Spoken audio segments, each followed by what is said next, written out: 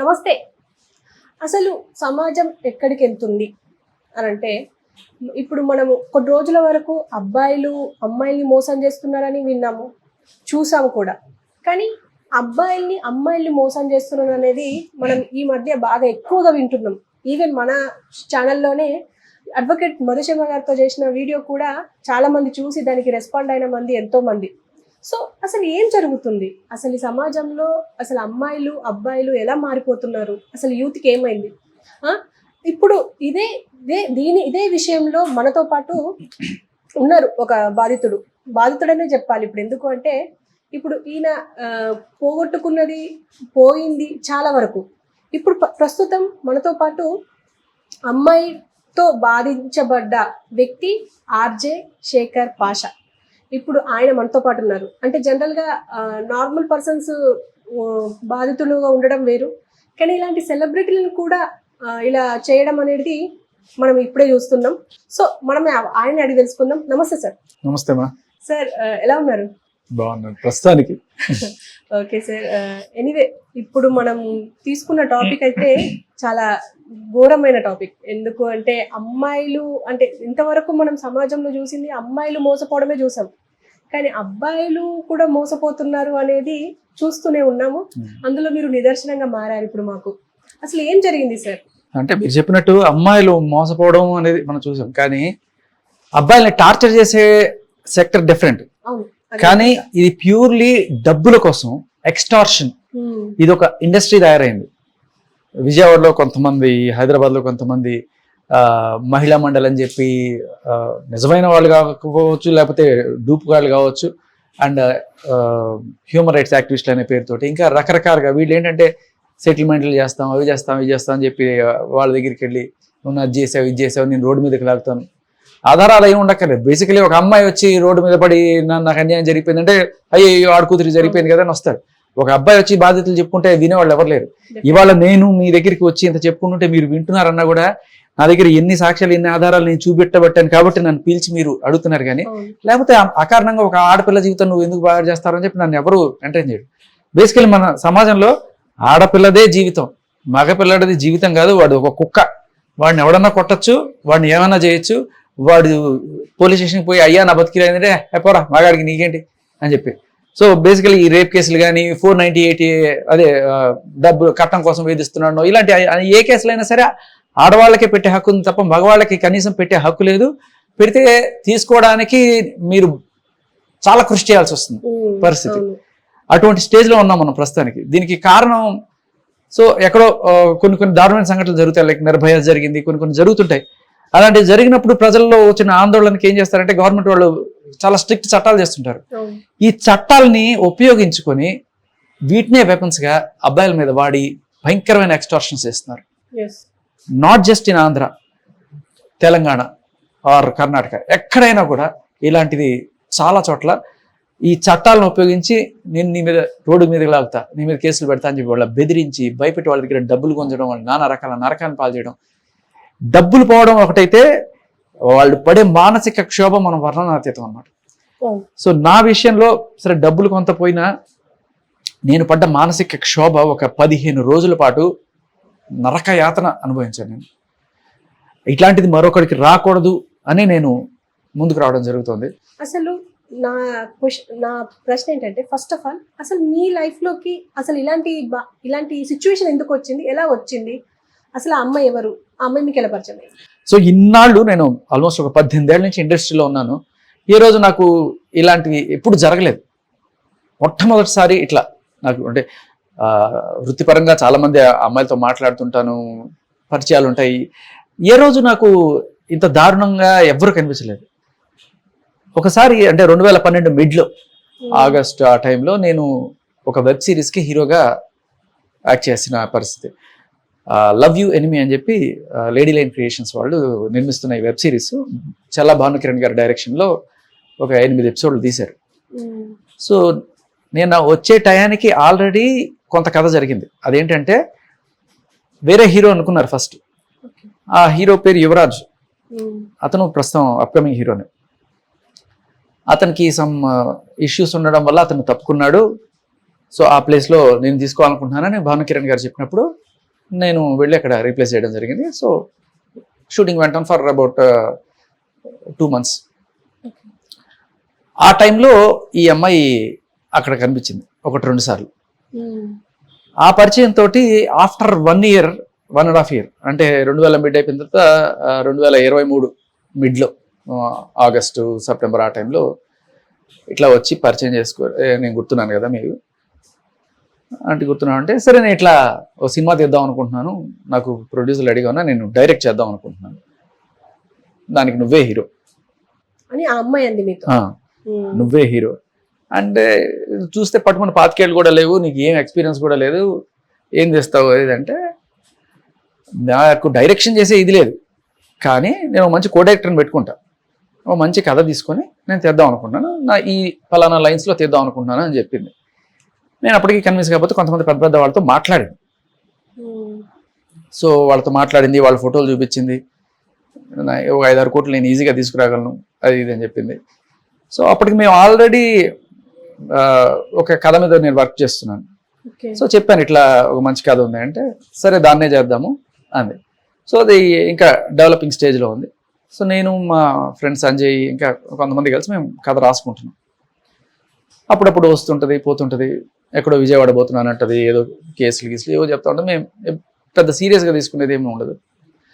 So అలా పరిచయము and వస్తూ పోతూ ఉండేది.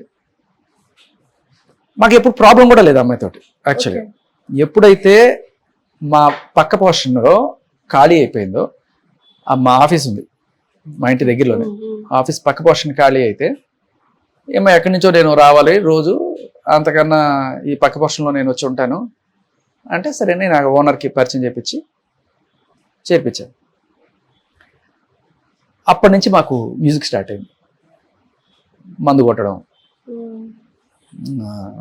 ఇంకా నానా రకాల దారుణమైన అలవాట్లనే ఉన్నాయి.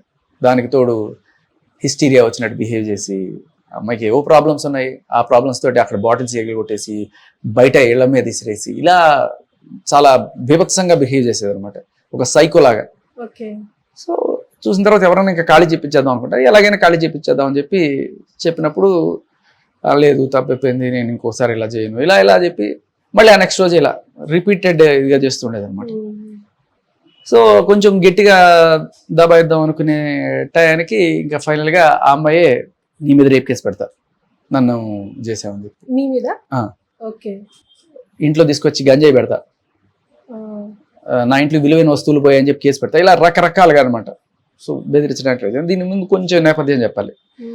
అలా డైరెక్ట్గా అనడానికి ఆ అమ్మాయికి ఉన్న ఇదేంటంటే అప్పుడప్పుడు తను మా ఇంటికి కూడా వచ్చేది. మా ఇంట్లో అంటే మా అమ్మ నాన్న మా ఆవిడ పిల్లలు అందరూ వచ్చేది, వాళ్ళతో అందరికి కూడా ఏదో విజయవాడ నుంచి వస్తూ ఏదో పళ్ళు తీసుకురావడము, ఇట్లా ఫ్యామిలీ ఫ్రెండ్ లాగా. మా అమ్మకి మీ అబ్బాయి పెద్ద హీరో అవుతాడంటే, మేము చాలా పెద్ద పెద్ద ప్రొడ్యూసర్ని చూస్తున్నాము, చాలా మంచి సినిమా అవుతుంది ఏదో అని చెప్పి ఏదో చెప్పేసి పోతుంది. సో అప్పుడప్పుడు అంతే 2-3 సార్లు వచ్చిన పరిచయం అంతే. మా అమ్మ వాళ్ళకి చెప్పేదంట, మా మావయ్య విజయవాడ ఎస్పీ, మాకు చెప్పేది విజయవాడ ఎస్పీ మా మావయ్య, పలానా సిఐ నా ఫ్రెండ్, పలానా ఎస్పీ నా ఫ్రెండ్, ఇలా పోలీస్ కాంటాక్ట్స్ ఉన్నట్టు చెప్పుకుంటూ ఉండేది. మా వాళ్ళు కూడా ఎవరు కూడా ఒక పోలీస్ పిల్లని అందరూ కూడా కొంచెం జాగ్రత్తగానే ఉండేవాళ్ళు, ఎవరు ఇది ఉండేది కాదు. బట్ తర్వాత ఈ అమ్మాయి ఇక్కడ ఇంటికి వచ్చేసిన తర్వాత, ఇక్కడ మా పక్కింట్లో చేరిన తర్వాత ఈ వైలెంట్ బిహేవియర్ ఇవన్నీ చేసిన తర్వాత ఒకరోజు తాగేసి అమ్మాయి నేను లవ్ చేస్తున్నాను, నాతో ఉండు, ఇంట్లో మీ ఆవిడ బయట నేను, ఎవరికి చెప్పుకోవాల్సిన అవసరం లేదు, ఎవరికి తెలియాల్సిన అవసరం లేదు, బయట అందరికి ప్రపంచానికి నేను డైరెక్టర్ నువ్వు హీరో, లోపల మన ఇద్దరం అంటే తాగేస్తున్నావు. వచ్చేసిన తర్వాత అవుట్ రైట్ రిజెక్ట్ చేశాను, ఈగో హర్ట్ అయిపోయింది. తర్వాత కొంచెం వైలెంట్గా బిహేవ్ చేసింది, నేను వదిలించుకొని వెళ్ళిపోయాను. కానీ అంటే మేము అప్పటికే అమ్మాయిని ఎట్లా పంపించేయాలా అని చెప్పి చూస్తున్నాం ఆ ప్లేస్ నుంచి, ఆ అమ్మాయి ఎలా తగులుకోవాలా అని చెప్పి ఆలోచిస్తుంది. ఈ రకంగా ఏదో రకంగా చేసుకుని అక్కడే ఉండడము, లేకపోతే I didn't know what her intention is actually. ఆమె వదిలించుకుందామని చూసుకున్నప్పుడు ఆ అమ్మాయి ఎట్లా తగులుకోవాలి, లవ్ చేస్తున్నా అని చెప్పి తగులుకోవాలా, లేకపోతే ఇంకోటో. సో ఆ నెక్స్ట్ రోజు 2 రోజుల్లో గ్యాప్లో ఫోన్ చేసి వీడియో కాల్ చేసి కత్తి పెట్టుకొని స్లీపింగ్ పిల్స్ పెట్టుకుని నేను చచ్చిపోతా, నువ్వు నన్ను లవ్ చేస్తావా చేయవా, బెదిరించి. ఇంకా ఆ ఇంట్లో చచ్చిపోతే మళ్ళీ మనకి చెడ్డ పేరు వస్తుంది అని చెప్పి నేను పరిగెత్తుకుంటే అక్కడికి వెళ్తే తలుపేసేసి లవ్ చేస్తున్నా అని చెప్పి అప్పుడే తలుపు తీస్తా. అది తలుపు ఎంత బతిమాలుకున్నా తీలే. సరే అక్కడ ఎవరో తెలిసిన వాళ్ళ వాళ్ళు ఎవరో ఉన్నారని చెప్తే అక్కడికి వెళ్ళి చెప్దాం అని చెప్పి అనుకుంటే మళ్ళీ బయటికి వెళ్ళి వస్తే మళ్ళీ ఫోన్ చేస్తా, రా వెళ్ళిపోతావా రా, మళ్ళీ వస్తే మళ్ళీ తలిపేస్తా.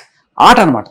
బేసికలీ నేను చాలా ఇంపార్టెంట్ పని మీద ఎఫ్ఎంలో ఒక ఇంటర్వ్యూ తీసుకోవడానికి వెళ్తుంటే ఇది గోవాలన్నమాట. అంటే జీవితంతో ఆటలాడుకుంటారు చూసారా, అంటే ఉద్యోగం పోద్ది నాకు ఆ పని చేయకపోతే. అటువంటి టైంలో ఆమె ఈగో సాటిస్ఫాక్షన్ చేయాలన్నమాట. ఓకే, అసలు ఆమె జనరల్ గా వాళ్ళ పేరెంట్స్ వాళ్ళు ఉంటారు కదా, ఆమె నేపథ్యం ఎక్కడి నుంచి అసలు?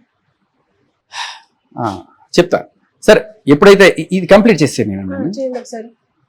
ఇది ఇన్సిడెంట్ జరిగిన తర్వాత మొత్తానికి సరే నువ్వు ఏమనుకుంటే అది తలుపు తీయమన్నప్పుడు తలుపు తీసిన తర్వాత ఇంకా ఆల్మోస్ట్ పడిపోయే స్టేజ్లో ఇమీడియట్గా డాక్టర్ దగ్గర తీసుకెళ్దామని అనుకుంటే, నేను డాక్టర్ దగ్గర రావాలంటే నువ్వు నన్ను ప్రేమిస్తున్నాను, పెళ్లి చేసుకుంటాను ఇలా చెప్తే నేను చేస్తాను అని అంటే, అప్పటికి నేను కొంచెం ఇది చేస్తే లేదు నేను రాను, ఇట్లా నీళ్ళు ఇట్లా అయిపోతుంది, నీకేం కావాలంటే అది అని చెప్పి సరే అని చెప్పి నాకు ఓకే అంటే ఇదిగో నాకు సంతకం పెట్టి పేపర్ మీద సంతకం పెట్టి, నేను ముందు వెనక ఏం ఆలోచించాలి, ఫస్ట్ అక్కడి నుంచి అమ్మాయిని బయట తీసుకుని తర్వాత ఏదో ఒకటి ఆలోచిద్దామని చెప్పి సంతకం పెట్టి తర్వాత దాని మీద అమ్మాయి రాసుకుందనమాట.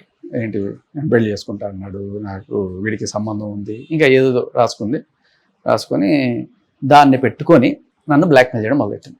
ఏం ఆశించుండొచ్చు మీ దగ్గర? డబ్బులు ఆశించుండొచ్చు, బట్ ఇనిషియల్గా నన్ను డబ్బులు అడగల. ఓకే, టైం వచ్చి నువ్వు ఇక్కడ కూర్చో, 12 గంటలు ఇక్కడ 12 గంటలు అక్కడ, మీ ఆవిడికి విడాకులు ఇచ్చేసి మీ ఆవిడని కొట్టి ఆ వీడియో నాకు పంపించు, మా ఆవిడ ప్రెగ్నెంట్, ఆవిడకి అబార్షన్ చేయించాలంట. రాత్రి మా బిడ్డని బజ్జో పెడుతుంటే అది అంటే ఇప్పుడు ప్రెగ్నెంట్ చూసుకోలేదు, కొన్నిసార్లు నేనే నిద్రపోబెట్టాలి, వచ్చి నీ బిడ్డ ఏమైతే నాకేంటి వచ్చేసి, లేకపోతే నేను మీ ఇంటికి వస్తాను, మీ ఇంటికి వచ్చి మీ ఇంటి ముందు గొడవ చేస్తాను. సో బేసికలీ ఇలా రచ్చ చేయడం, ఇంటి ముందుకు వచ్చి చిల్లర బిహేవియర్ ఉంటుంది చూసారు కొంతమంది వీధుల్లోకి వచ్చి ఇది చేస్తుంటారు చూడండి, ఇలాగ అన్యాయం చేసేసాడు అని చెప్పి. సో ఈ బిహేవియర్ ఎక్కడి నుంచి వచ్చింది అనేది నాకు ఫస్ట్లో ఐడియా రాల. బట్ తర్వాత నేను ఈ అమ్మాయి గురించి ఇన్వెస్టిగేట్ చేసినప్పుడు విజయవాడలో కొంతమంది హ్యూమన్ రైట్స్ యాక్టివిస్టులను చెప్పుకునే ఇలాంటి సోకాల్డ్ ఎక్స్టార్షనిస్ట్స్ ఎవరైతే ఉన్నారో వాళ్ళతో పూర్వాశ్రమంలో ఎంఐ కలిసి పనిచేయడం అనేది జరిగింది. So she has every knowledge అనమాట. అంటే ఎలా ఒకరిని లొంగ తీసుకోవాలి, ఎలా వీళ్ళని భయపెట్టచ్చు, మగాళ్ళని ఎస్పెషల్లీ. నువ్వు వెళ్ళు, వాళ్ళు చెప్పేది ఏంటంటే ఆ హ్యూమన్ రైట్స్ అని పేరు పెట్టుకుని చేసే ఈ ఎక్స్టార్షన్ చేసే వాళ్ళు ఎవరైతే ఉన్నారో వాళ్ళు, నువ్వు వెళ్ళు, చొక్కా పట్టుకో, వాడు కొట్టు, నెలది రోడ్లో అయిపోయింది, ఉచ్చ కారిపోతుంది మగాడికి ఎవరికైనా సరే, ఆడ అంత దూరం వచ్చిందంటే ఏదో జరిగిపోయిందని అనుకుంటారు. ఇలా వాళ్ళని ట్రైన్ చేస్తారు వాళ్ళు చక్కగా. సో బాగా వెల్ ట్రైన్డ్ అనమాట. మీ ఇంటికి వచ్చేసా అని చెప్పి ఒకసారి మా ఇంటికి వచ్చేసింది అనమాట. ఇంటికి వచ్చేసి రా ఏమనుకుంటున్నావు నువ్వు అదేంటి, నాకు ఒకసారి షాక్, ఏంటిది ఇంత వెల్గా బిహేవ్ చేస్తుంది. సరే నువ్వు దాన్ని బట్టి నువ్వు పదా నేను వస్తున్నా అని చెప్పి ఇంకంతే, ఇంకా నా రకాలుగా ఆడుకోవడం అన్నమాట. అన్నీ చెప్పుకోలేను మీకు, ఎన్ని రకాలుగా నన్ను నాన్న టార్చర్ చేసిందంటే ఒక వారం రోజులు. నేను ఇది తట్టుకోలేక నాకు తెలిసిన కొంతమంది పోలీస్ ఆఫీసర్స్ ఉంటే వాళ్ళకి ఫోన్ చేసి, సార్ ఇట్లా ఒక అమ్మాయి నాన్న నరకం చూపిస్తాను, నాకు నేను కేసు పెట్టద్దాం అనుకుంటున్నాను, ఏం చేయమంటారు అంటే, నాయన అమ్మాయిని మీద కేసు పెడితే తక్కువ మంది తీసుకుంటారు, ఒక అబ్బాయి వెళ్ళి కేసు పెడితే ఎవరు తీసుకోరు, నీ దగ్గర సాలిడ్గా ప్రూఫ్స్ ఉన్నాయా, ఫస్ట్ అది కలెక్ట్ చేసుకో, నువ్వు వెళ్ళి చెప్తే ఎవరు నమ్మేవాళ్ళు ఎవరు ఉండరు అంటే. ఆ రోజు నుంచి ఐ ట్రైడ్. యాక్చువల్ నా దగ్గర అప్పటికే కొన్ని ప్రూఫ్స్ ఉన్నాయి. అమ్మాయి ఎప్పుడైతే కత్తి చూపించి ఇట్లా చేస్తుందో, ఇంకా డ్రైవింగ్ చేసుకుంటూ వెళ్తున్నాను వీడియో కాల్లో, సేఫ్ సైడ్ నిజంగానే ఏమైనా చచ్చిపోతుందేమో పోలీసు వాళ్ళకి చెప్పుకోవడానికైనా ఉండాలి కదా నాకు అని చెప్పి నేను స్క్రీన్ రికార్డ్ చేసి పెట్టాను. నేను అవన్నీ ఉన్నాయి. తర్వాత అమ్మాయి మాట్లాడే ప్రతి మాట, ప్రతి ఫోన్ కాల్, వాట్సాప్ కాల్స్ అన్నీ కూడా నేను రికార్డ్ చేసుకోవడం మొదలు పెట్టాను ఫర్ సేఫ్ సైడ్.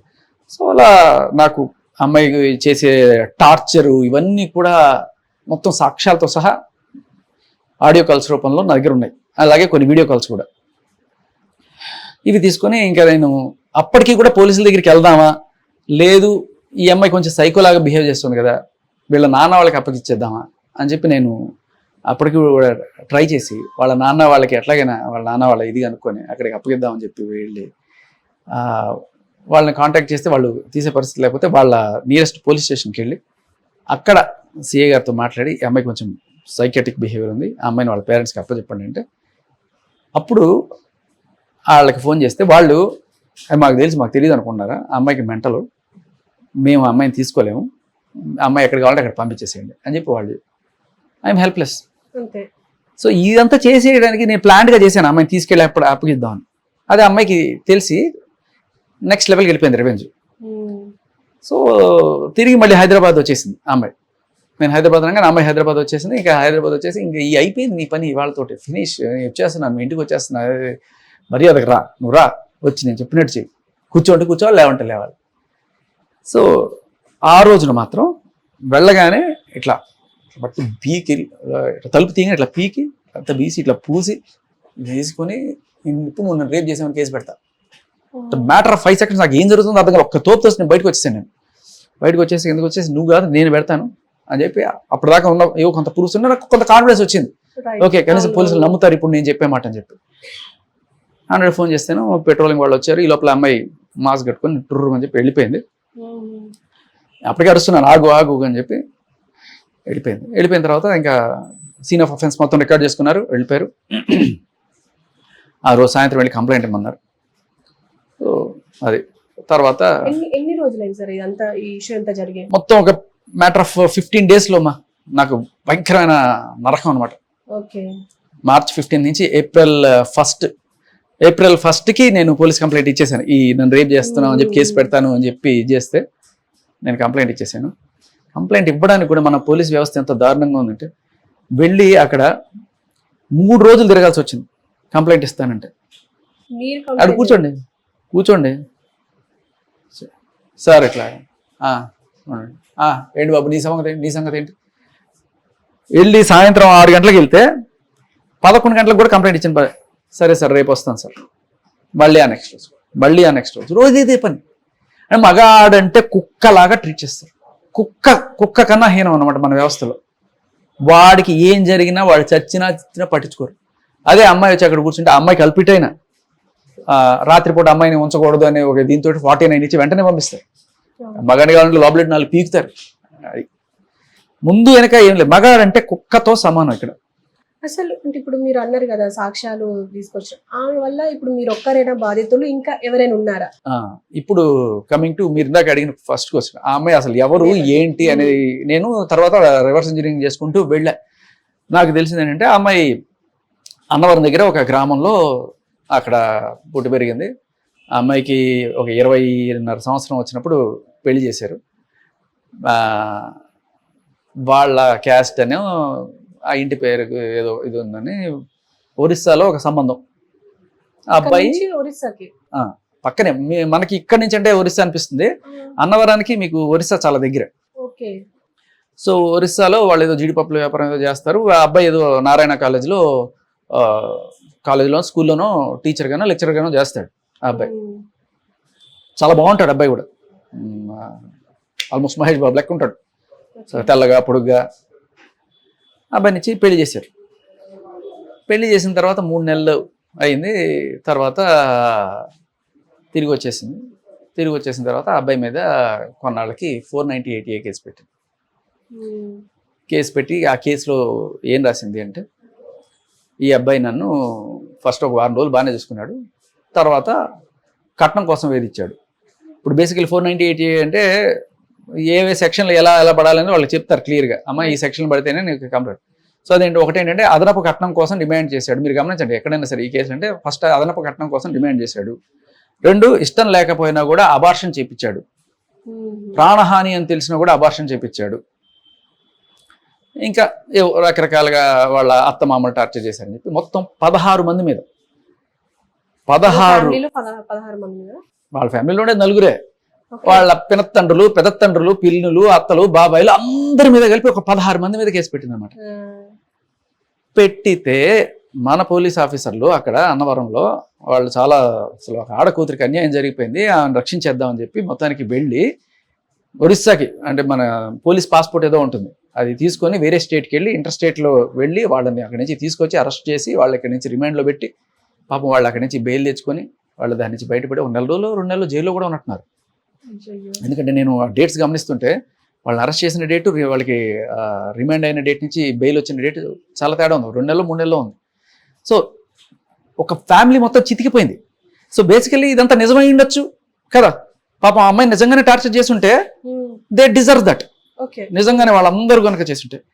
కానీ ఇవన్నీ అబద్ధపు కంప్లైంట్లు నేను మీకు ప్రూఫ్స్తో సహా చూపించగలను. ఇప్పుడు అది అయిపోయిన తర్వాత ఆ అమ్మాయి ఏం చేసిందంటే కేసు పెట్టి ఫస్ట్ ఒక 25 లక్షలు ఎంత డిమాండ్ చేశారట. రీసెంట్గా నాకు తెలిసింది ఏంటంటే ఫస్ట్ హస్బెండ్ దగ్గర 25 లక్షలు కేసు తీసేయాలంటే. తర్వాత ఇప్పుడు రీసెంట్గా 40 లక్షలు అడుగుతున్నారట. ఓకే. కేసు 2021లోనో 2020 ఎండింగ్లో 2021లో పెట్టారు. పెట్టేసి ఇంకా జరుగుతుంది. పత్తిపాడు కోర్టులో పెట్టారు. తర్వాత అది అక్కడి నుంచి ఒరిస్సాకు కూడా షిఫ్ట్ అయింది. అది జరుగుతున్న టైంలో ఈ అమ్మాయి అక్కడి నుంచి హైదరాబాద్ వచ్చేసి హైదరాబాద్లో ఏదో జాబ్ చేసుకుంటాను అటు ఇటు తిరుగుతూ ఇక్కడ ఏదో ఫేస్బుక్లో నాకు ఒక అబ్బాయి పరిచయం అయ్యాడు అని చెప్పి ఆ అబ్బాయి బెంగళూరులో సాఫ్ట్వేర్ ఇంజనీర్ ఉద్యోగం చేసుకుంటాడు. ఆ అబ్బాయిని నమ్మి నేను అక్కడికి వెళ్ళి ఆ అబ్బాయి నన్ను ప్రేమించాడు, నేను బాగా చూసుకుంటానని చెప్తే ఆ మాటలు నేను నమ్మి అతనితో వెళ్ళి అక్కడ అతనితో కొన్నాళ్ళు కాపురం చేసి తర్వాత పెళ్లి చేసుకున్నాను నేను ఆ అబ్బాయిని. ఎట్లా అంటే మొదటి మొగుడు ఉండగానే అతనికి విడాకులు ఇవ్వకుండానే అతని మీద కేసులు పెట్టేసి ఏ రకమైన ఇది లేకుండా అంటే ఇది లేదు. మీరు గమనిస్తే నిన్న మొన్న ఒక కేసు వచ్చింది, మీరు మీడియాలో బాగా హల్చల్ చేస్తుంది, నక్షత్ర గారని ఆవిడ కేసు పెట్టి 3 ఏళ్ళు అవుతుంది. ఆయన కలవదు, ఆయనేమో వేరే అమ్మాయితో ఉన్నాడని చెప్పి పెద్ద రవే కొట్టి చెప్పు తీసుకొట్టి ఈడ్చుకొచ్చి ఇంత చేసింది. సో 3 ఏళ్ళైనా 4 ఏళ్ళైనా నువ్వు కేసులో ఉండగా విడాకులు కాలేదు కాబట్టి వేరే వాళ్ళతో ఎట్లా ఉంటావు? విడాకులతో వేరే వాళ్ళతో ఉన్నావంటే అది ఎంత దారుణమైన తప్పు. సుప్రీంకోర్టు చెప్పొచ్చు అడల్టరీ రైట్ అని చెప్పి, కానీ ఈవిడ దృష్టిలో ఎంత రాంగ్ అనేది మనం అక్కడ టీవీలో అందరం చూసామండి. కొట్టడం, పట్టుకొని ఇది చేయడం, చెప్పుతో కొట్టడం, ఇవన్నీ కూడా చాలా చూసాం. సో బేసికలీ ఈఎంఐ చేసింది కూడా అదే. సో మొగుడుతో ఉండగానే మొగుడు మీద కేసు నడుస్తుండగానే ఇంకొకరిని పెళ్లి చేసేసుకుంది, పోయి చేసేసుకుంది. ఆయనకి ఏం చెప్పిందట, నా మొగుడితో నాకు ఎటువంటి శారీరక సంబంధం లేదు, నాకు పెళ్ళైన డేట్ కూడా మార్చి చెప్పింది. ఈమెకి 2019లో పెళ్ళైతే 2018లోనే పెళ్ళైంది అని చెప్పి అతనికి ఏం చెప్పిందట, 2018లో అంటే నేను అప్పటికి మైనరు కాబట్టి ఈ పెళ్లి చల్లదని తీర్పిచ్చేశారు, అసలు మనకి సంబంధం లేదు, నువ్వు హ్యాపీగా చేసుకోవచ్చు అని చెప్పి వాడితో పెళ్లి చేసుకున్నాను అని చెప్పింది తను ఒక కంప్లైంట్లో. పెళ్లికి సంబంధించిన సాక్ష్యాలు ఏమన్నా ఉన్నాయంటే ఇప్పటిదాకా ఎక్కడా ప్రొడ్యూస్ చేయలేదు అమ్మాయి. పోలీసులు అడుగుతారు కదా నీకు పెళ్ళి అయిందా అంటే. సో చేసుకొని కొన్నాళ్ళు కాపురం చేసి అతనితోటి మైసూరు, ఊటీ, కొడైకెనాల్ అన్నీ తిరిగేసి ఫైనల్లీ కాకినాడ వచ్చారట. ఈ వర్క్ ఫ్రమ్ హోమ్ సిచ్యువేషన్ నడిచినప్పుడు ఆ కాకినాడ వచ్చినప్పుడు కొన్నాళ్ళు ఆ అమ్మాయితో అంటే ఆ విషయాలు తెలుస్తాయి కదా, వాళ్ళ బంధువులు రావడం ఇది, ఆ అమ్మాయి మీద ఆ అమ్మాయి వాళ్ళ ఆయన మీద పెట్టిన కేసు ఇవన్నీ కూడా తెలిసినాయి. ఆ అమ్మాయికి ఆల్రెడీ అబార్షన్ చేయించాడు కదా వాళ్ళ ఆయన. అంటే అమ్మాయి సంసారం చేసింది ఇదంతా నిజం, అక్కడ అబార్షన్ చేయించాడని కేసు ఉంటే ఆ అమ్మాయిని ఎట్లా నమ్ముతారని వాళ్ళ ఇంట్లో వాళ్ళు అడుగుతారు కదా, అట్లాంటి దాన్ని ఎట్లా చేసుకుంటారని అడుగుతారు కదా.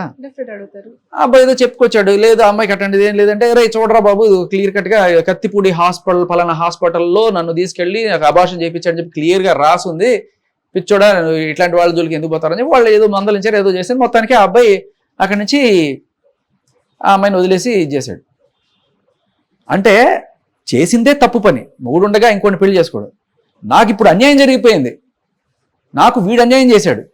ఇప్పుడు ఏంటి, ఇంటి పేరు మార్చుకొని మొదటి మొగుడు ఇంటి పేరు తీసేసి వీడి ఇంటి పేరు పెట్టుకొని వీడు కట్టాడు అని చెప్పి తాళి చూపించుకుంటూ ఆ పోలీస్ స్టేషన్కి వెళ్ళి ఆ పోలీస్ స్టేషన్లో అసలు ముందంతా ఏమి జరగనట్టు ఇతనే నా మొగుడు అన్నట్టు ఇలా ఏదో చెప్పి కేసు పెట్టమంటే వాళ్ళు లేదమ్మా నీకు ఆల్రెడీ పూర్వాశ్రమంలో పెళ్ళైంది కదా, ఎలా చేసుకుంటావు ఇంకొకరిని, కేసు పెట్టడానికి కుదరదంటే అతను నన్ను మాయ మాటలతో నమ్మించి వంచి అక్కడ రమ్మని కాపురం చేపించి అక్కడికి వెళ్ళిన తర్వాత ఒప్పుకోకపోతే చేయి కూడా కోసుకున్నట్ట.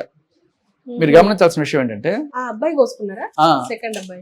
నేను అన్ని కంప్లైంట్లతో సహా తీసుకొచ్చాను నేను. ఓకే, సో కాకినాడలో పోలీస్ స్టేషన్కి ఇచ్చిన కంప్లైంట్ నేను చదువుతాను మీకు. సో నా పేరు సో నేను కాకినాడ పిఆర్ కాలేజీలో డిగ్రీ చదువుతున్నా, నా తల్లిదండ్రులు ఒరిస్సా నగరానికి కటక్కి చెందిన నరేష్ అనే అతనితో నాకు వివాహం చేశారు. ఇక్కడ డేట్ మార్చేసింది, యాక్చువల్గా 498 కంప్లైంట్లో పెట్టింది 2019, ఇక్కడేమో 2018 అని పెట్టింది. పోలీసులకు ఇచ్చే కంప్లైంట్లోనే ఫాల్స్ ఇన్ఫర్మేషన్. దాంతోపాటు నా భర్త సంసారానికి పనికిరాడు అని తెలుసుకొని నేను మోసపోయానని కోర్టులో కేసు పెట్టిందంట. పెట్టింది ఏంటి, నాకు అబార్షన్ చేయించాడని చెప్పి ఎక్కువ కట్నం డిమాండ్ చేస్తున్నాడని 498 పెట్టి నా భర్త సంసారానికి పనికిరాడని ఇక్కడ కేసు పెట్టింది. ఎందుకు, ఈ అబ్బాయితోనే నేను ఫస్ట్ అని చెప్పుకోవడం కోసం. రైట్. సో ఆ కోర్టులో ఇంకా వాదనలు జరుగుతున్నాయి. నేను జాబ్ చేసుకుంటుండగా నాకు ఈ అబ్బాయి పరిచయం అయ్యాడు, సుశాంత్ అనే అబ్బాయి. నేను ఆ అబ్బాయితో కొన్నాళ్ళు కాపురం చేసిన తర్వాత బెంగళూరుకి రమ్మన్నాడు. బెంగళూరుకి వెళ్ళాను. కొన్నాళ్ళు కాపురం చేసిన తర్వాత 18/10/2021 మధ్యాహ్నం నన్ను వివాహం చేసుకున్నాడు. రెండో వివాహం అనమాట. సో కొన్నాళ్ళు కాపురం సజీవంగానే జరిగింది. పిల్లలు వద్దన్నారో వాళ్ళ ఏమి చేత బలవంతంగా గీపిల్స్ వాడిచ్చాడు, బలవంతంగా ఇది చేయించాడు, అబార్షన్ చేయించాడు. ఒకసారి వస్తే ఇదంతా అయిపోయాక నా భర్త మద్యపానం మరియు పొగ తాగడం కూడా చేసేవాడు. ఓకే, చేశాడో లేదో మనకు తెలియదు, చేశాడు. ఆ పని చేసినా నేను అతన్ని ఎప్పుడు తప్పు పట్టలేదు. బేసికల్లీ పాపం చాలా మంచి ఆవిడ అనుకుంటాను. నేను లేకపోతే చచ్చిపోతానని నా భర్త చేయి కోసుకునేవాడు. ఎప్పుడు, ఈమె అక్కడికి వెళ్ళిన తర్వాత, ఆయనతో ఉన్న తర్వాత ఆమె లేకపోతే చేయి కోసుకుంటాను ఎందుకనేవాడు. అంతే కదా. పాయింట్ ఏంటంటే, నేను నిన్ను ప్రేమిస్తున్నాను, నువ్వు రాకపోతే నేను చేయి కోసుకుంటా అని చెప్పడం వేరు. ఆమె వచ్చి అక్కడ కాపురం చేస్తున్నప్పుడు ఎవడైనా ఎందుకు చేయి కోసుకుంటాడు. సరే, కోసుకున్నాడు. పాయింట్. సో నువ్వు లేకపోతే చచ్చిపోతా అని చెప్పి నా భర్త చేయి కూడా కోసుకున్నాడు. ఫైనల్ గా ఇదంతా జరగడానికి కారణం నా అత్తమామ. వాళ్ళని శిక్షించి నా భర్తను నాకు ఇప్పించవలసిందిగా ప్రార్థన. అదేమన్నా కమోడిటీయా? అంటే ఇక్కడ పాయింట్ ఏంటంటే, ఏమో యాటిట్యూడ్ మీరు గమనిస్తే అక్కడ 16 మంది మీద కేసు పెట్టింది. వాళ్ళ ఫ్యామిలీ, ఎక్స్టెండెడ్ ఫ్యామిలీ మీద కూడా కేసు పెట్టింది.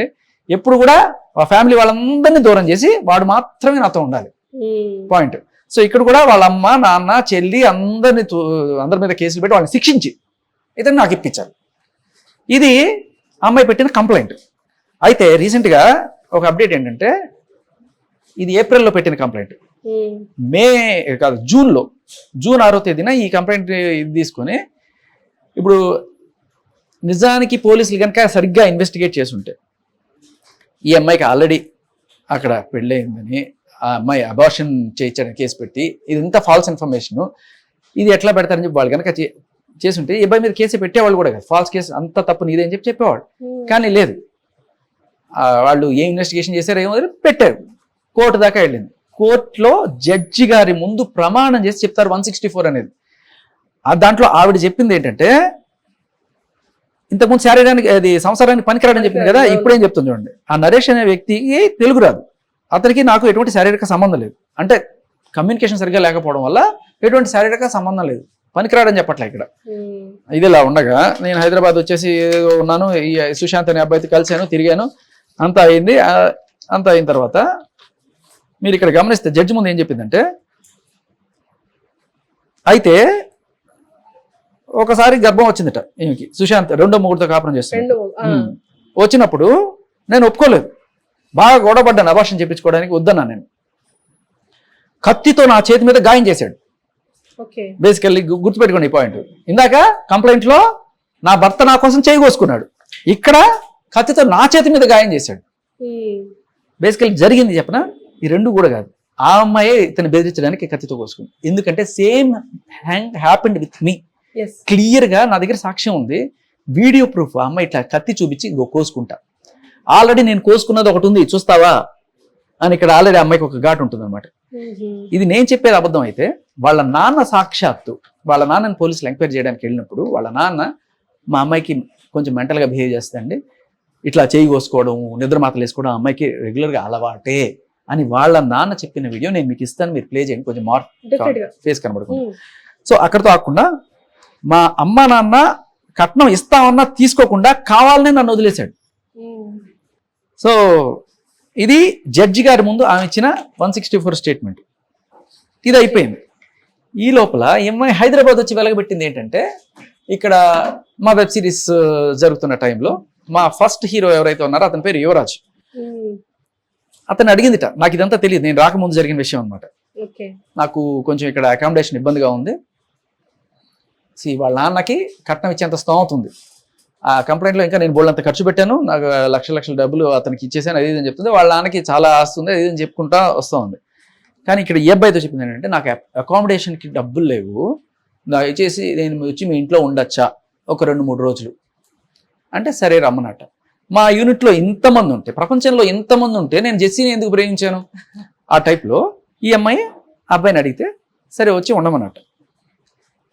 మరి ఏమనుకుందో ఆ అబ్బాయిని, అంటే ఇప్పుడు పెద్ద ఆయన ఉన్నాడు, బాబాయ్ అని తిరుగుతారు, మా ప్రొడక్షన్ మేనేజర్ సురేష్ అని, ఆయనతో క్లోజ్ ఉంటుంది. ఆయన అడిగితే వాలంటీర్కి తీసుకెళ్ళడా? ఈవెన్ యూనిట్ లో అమ్మాయిలు కూడా ఉంటారు కదా, Correct. అమ్మాయిలు అడిగినా కరెక్ట్, బ్రహ్మాండంగా ఇస్తారు. ఒక అమ్మాయిని అడగగలదు, అబ్బాయిని ఎట్లా అడగలుగుతుంది? అడగగలదు ఈవిడ అలా అడగగలదు. రైట్. సో విషయం ఏంటంటే అక్కడ వచ్చింది, అక్కడికి వెళ్ళగానే ఏదో అనుకుంది మరి, బట్ అనుకున్నది ఒకటి అయింది ఒకటి అన్నట్టు. ఈ అబ్బాయికి ఆల్రెడీ ఒక ఫియాన్సీ ఆ ఇంట్లో ఉండడం చూసింది. సో కొంచెం డిసప్పాయింట్ అయినట్టుంది, ఈర్ష్య కోపం ఏదో వచ్చి ఉంటాయి. ఇంకా ఆ రోజు రాత్రి వాళ్ళు పార్టీ కూడా చేసుకున్నారట. ఇక్కడ అది కూడా చదువుతాను ఆవిడ confession. My name is so and so, I'm native of so and so in east Godavari district, I have completed my degree, I'm graduation. Basically degree complete కూడా కాలే, కంప్లీటెడ్ అని రాసుకుంటుంది. కానీ గోదావరి దగ్గర ఉంటుంది, east Godavari. I came to Hyderabad and decided in Sai Deevena hostel, ఇక్కడ మన పంజకోటలోనే, Ameerpet. And I went to Gachibowli for audition in lady line creation banner, మా దానిలోనే. ఆడిషన్ క్లిప్ కూడా ఉందని మీకు ఇస్తాను, మీరు కావాలంటే చూడొచ్చు. That banner and selected me as assistant director. So basically ఆడిషన్కి వెళ్తే అసిస్టెంట్ డైరెక్టర్గా సెలెక్ట్ చేస్తారా? అసిస్టెంట్ డైరెక్టర్కి ఆడిషన్ ఉంటుందా? సో బేసికలీ ఫేకుడ్లో నాన్ స్టాప్ ఫేకుడ్ అనమాట. నేను నిన్న మా ప్రొడ్యూసర్తో మాట్లాడా, సార్ ఇట్లా ఇంటర్వ్యూస్కి వెళ్తున్నాను, ఒకసారి మీకేం ప్రాబ్లం లేదు కదా, మన బ్యానర్ పేరు చెప్తున్నాను కొన్ని చోట్ల అడుగుతున్నప్పుడు. అంటే నాకు గుర్తుంది శేఖర్, ఆ అమ్మాయి వచ్చిన మాట గుర్తుంది, అమ్మాయి 2 రోజులు ఉంది, వెళ్ళిపోయింది, తర్వాత మళ్ళీ ఎప్పుడో వచ్చింది. అమ్మాయి అసిస్టెంట్ డైరెక్టర్గా మనం ఏం చేర్చుకోలేదు శేఖర్, అది అయితే క్లియర్ చెయ్యి అని చెప్పి ఆయన చెప్పమని కూడా చెప్పాడు. ఆ అమ్మాయిని అసిస్టెంట్ డైరెక్టర్గా చేర్చుకోవాలి, అమ్మాయి అలా చెప్పుకుంటుంది బేసికలీ. చెప్పొచ్చాం ఇప్పుడు బయటకు వచ్చిన తర్వాత. ఎస్. సో ఈవిడ స్క్రిప్ట్ ఎక్స్ప్లెనేషన్ బాగా నచ్చి అసిస్టెంట్ డైరెక్టర్గా తీసుకున్నారట. మా ప్రొడ్యూసర్ చెప్పిన మాట నా దగ్గర ఉంది, ఆయన చెప్పాడు ఆమెని అసలు తీసుకునే లేదని చెప్పి. ఇన్ఫ్యాక్ట్ నేను చెప్పాను, ఈ అమ్మాయి చాలా కొంచెం తేడాగా ఉంది, దయచేసి ఈ అమ్మాయిని ఎంటర్టైన్ చేయకని చెప్పి నేను ప్రొడక్షన్ మేనేజర్ సురేష్ గారికి చెప్పాను. ఆయన సరిగా పట్టించుకోలేదు, తర్వాత ఆయన కూడా కాటేసింది, అది కూడా చెప్పాను. సరే, సో తర్వాత ఈ యువరాజుని అడిగితే he suggested to okay come and you can stay with us అని చెప్పాట. వెళ్ళేటప్పటికి వాళ్ళ ఫ్రెండ్ ఆయన ఇద్దరు ఉన్నారు. And on the same day night we celebrated party and consumed beers. ఇక్కడ నేను ఎందుకు చెప్తున్నా అంటే, మేము తాగాము అని అమ్మాయి చెప్తుంది.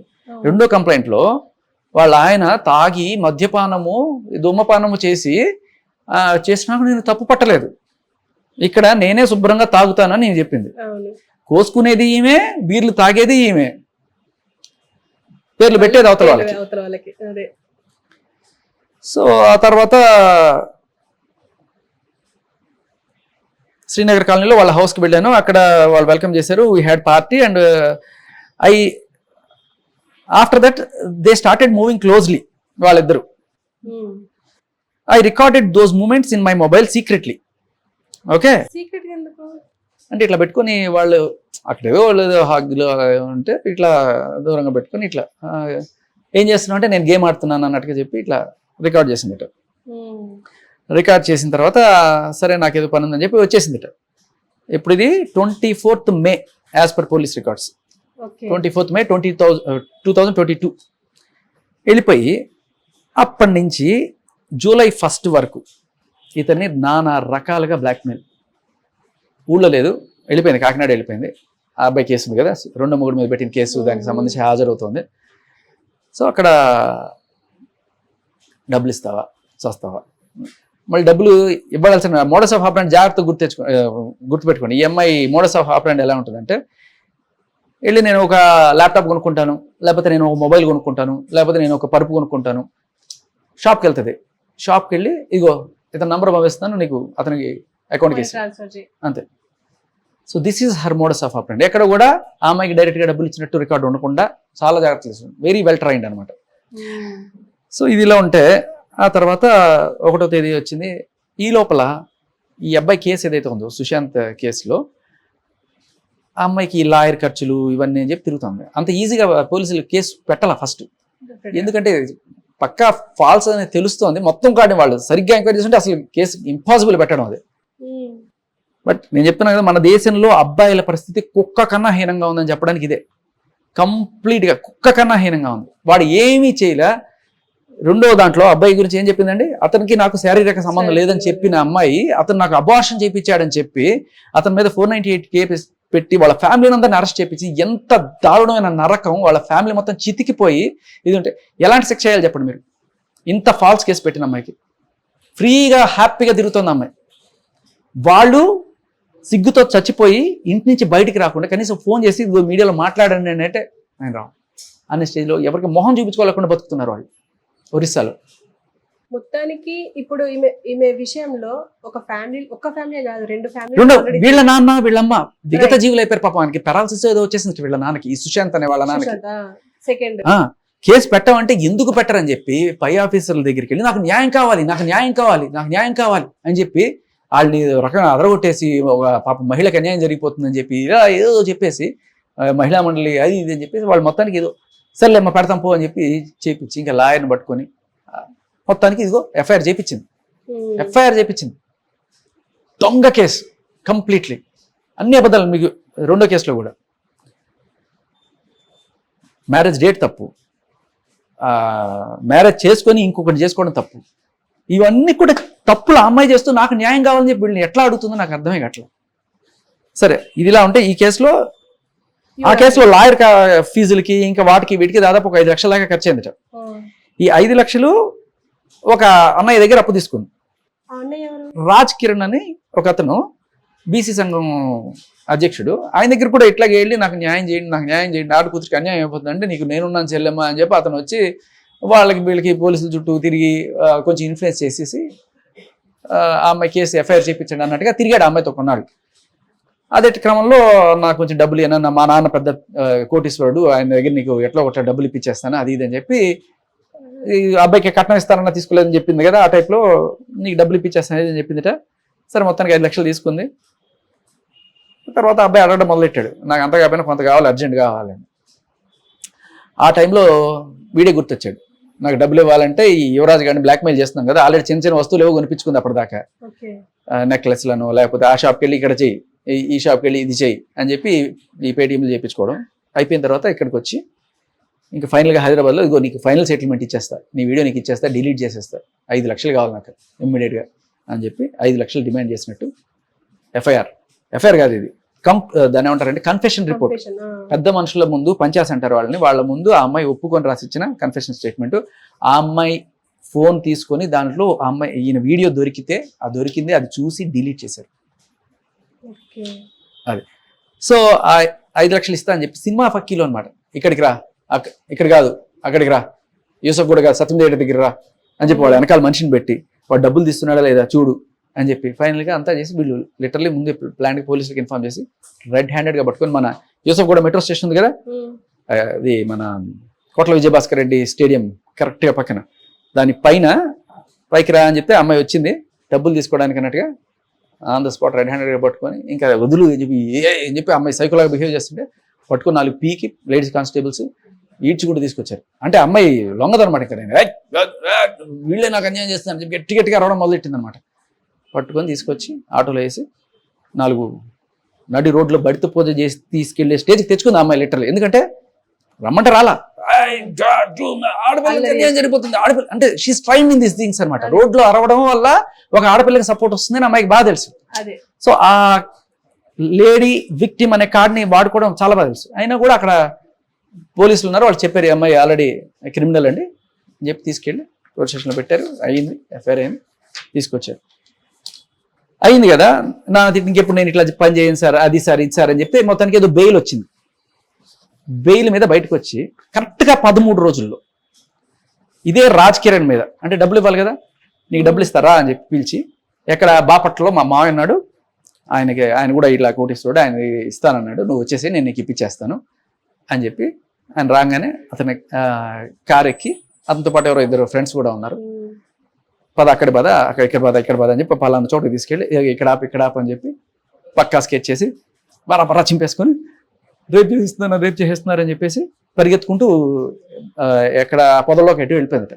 సో కట్ చేస్తే వాళ్ళ మీద కేసు ఏంటంటే నన్ను పొదల్లోకి తీసుకెళ్ళి అరగంట సేపు రేప్ చేశారు వీళ్ళ ముగ్గురు కలిసి అని చెప్పి కేసు పెట్టి ఈ 5 లక్షలు వద్దు తల్లి నీకే కావాలంటే ఎంతో కొంత డబ్బులు ఇస్తామని చెప్పి వాళ్ళు సెటిల్ చేసుకొని వెళ్ళిపోయి చేశారు అనమాట. ఈ కేసు ఏమైందో తెల్ల. నేను లాయర్ గారిని ఇప్పటికీ అడుగుతున్నా, అసలు ఈ కేసుకి సంబంధించిన డీటెయిల్స్ చూస్తే కిరణ్ యాదవ్ రాజ్ కిరణ్ అంత. సో అంటే కరెక్ట్ గా 13 రోజుల గ్యాప్ లో, అంటే మనిషి మారదు.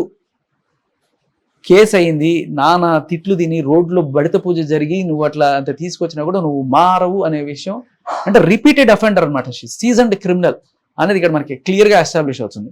సో ఇక్కడ అయిపోయింది. అంతా అయిపోయిన కొన్నాళ్ళకి నా దగ్గరికి వచ్చింది. మరి ఈ లోపల మధ్యలో న్యాయం కావాలని చెప్పి అప్పటి కాకినాడ అడిషనల్ ఎస్పీగా పనిచేసే ఒక ఆయన దగ్గరికి వెళ్ళి ఇట్లా ఏదో పరిచయం ప్రకారం నాకు ఏదో చిన్న కేసులు ఆయన చెప్పినట్టు మొత్తానికి ఆయన చెప్పినట్టు నేను సినిమా డైరెక్టర్ని, నేను తీయబోయే సినిమాలో పోలీస్ ఆఫీసరు, ఇప్పుడు నా దగ్గరికి వచ్చి నువ్వే హీరో అన్నట్టు ఆయన దగ్గర ఏం చెప్పింది అంటే, మీలాంటి ఒక పోలీస్ ఆఫీసరు క్యారెక్టరు నేను కొంచెం అబ్జర్వ్ చేయాలి మిమ్మల్ని, మీరు ఏమనుకోకపోతే మీరు పెన్ ఎట్టా పట్టుకుంటారు, గన్ ఎట్టా పట్టుకుంటారు, మీరు ఎట్లా వాక్ చేస్తారు, మీరు ఎలా వీళ్ళతో బిహేవ్ చేస్తారు అని చెప్పి అంటే, సరే మొత్తానికి ఈ రాజ్ కిరణ్ అనేవాడే తీసుకొచ్చి పరిచయం చేసినట్టున్నాడు. ఆ అప్లికేషన్ తోటి సర్లే రా బాబు అక్కడ అమ్మని కూర్చొని చూసుకోమ్మా అంటే, సరే 2-3 రోజులు వచ్చింది చూసింది. తర్వాత ఈయన్ని విపరీతంగా ఫోన్లు చేసి మాట్లాడడం, గోకడానికి ట్రై చేయడం ఇలాంటివన్నీ చేసి, తర్వాత ఆ పక్కన ఈ డ్రైవర్లు లేకపోతే ఈ కానిస్టేబుల్ వాళ్ళ నెంబర్లు తీసుకొని అన్నయ్య సార్ వచ్చారా, ఎక్కడ పోతున్నారు, ఇవాళ ఎక్కడ పోతున్నారు అని చెప్పి ఎంబడబడ్డాం అనమాట. కంప్లీట్గా ఇంకా ఎక్కడ పోతే అక్కడ ఫాలో చేయడం. అక్కడికి వెళ్ళిపోయి సార్ మీరు ఎక్కడికి వచ్చారా, నేను ఎక్కడికి వచ్చానే అన్నట్టు ఆ టైప్లో అనమాట. సో ఆయనకి చూసి చాలా తేడాగా ఉంది. ఇప్పుడు మా ప్రొడ్యూసరే చెప్పాడు ఏమై తేడాగా ఉంది అని చెప్పి, ఎవరికైనా అర్థమైపోతుంది 2-3 రోజులు ఉంటాయి. సో ఆయన కొంచెం గట్టిగా వార్నింగ్ ఇచ్చాడు. వార్నింగ్ ఇస్తే అయినా కూడా తగ్గేదేలే, ఇంకా ఫోన్లు చేయడము, అర్ధరాత్రులు ఫోన్ చేయడము, వాళ్ళ మిస్సెస్కి ఫోన్ చేయడము, ఇలా రకరకాలుగా ఆయన్ని కొంచెం ఫోన్లో హెరాస్మెంట్.